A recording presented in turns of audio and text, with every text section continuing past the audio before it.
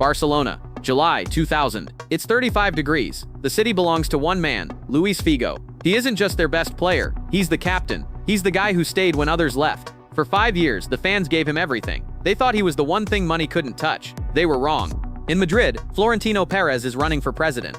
He isn't a football man, he's a billionaire who builds highways and skyscrapers. He doesn't talk about the beautiful game. He talks about the market. He tells the Madrid members, vote for me, and I'll take Figo. People laughed. They called it a bluff, a cheap trick to win an election.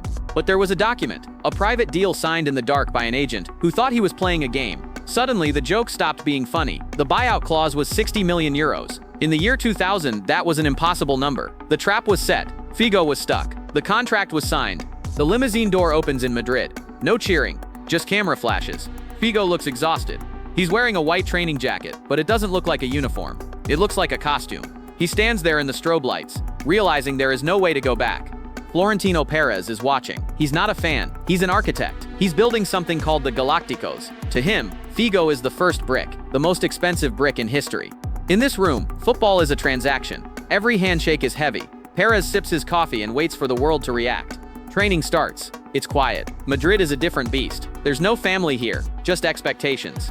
Figo is a professional, but look at his eyes. He's a stranger in a stadium that used to be the enemy. He moved from a home to a boardroom. The price of that move is finally starting to sink in. November 23rd, the return. The bus ride from the airport feels like a police escort for a war criminal. The windows are tinted, but you can feel the heat from the crowd outside, faces pressed against the glass. People who used to scream his name are now screaming Judas. Inside the Camp Nou, the noise is physical. It's not just whistling, it's a roar that makes your teeth ache. 110 decibels of pure concentrated hate. Every time Figo gets near the ball, the stadium vibrates. The air is thick with smoke and plastic. This isn't a football match anymore. It's an execution. The corner. He walks to the flag. Things are flying out of the stands. Coins, lighters, mobile phones, and then, that. A severed pig's head, right there on the grass. It's grotesque. It's the moment the world stops. Figo looks at it, and for a second, there's total silence in his head. The love is dead. It's been replaced by meat. He won the trophies, the Ballon d'Or, the Champions League.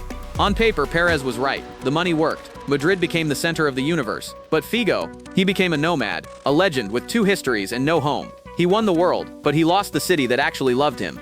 He's older now. He lives in the quiet. He looks at the old photos, the headlines, the insults. He doesn't look like a villain. He looks like a guy who made a choice and had to live with the fallout. In the high-end world of modern football, loyalty is a complicated word. Usually it just means you haven't been offered enough yet. The business changed that day.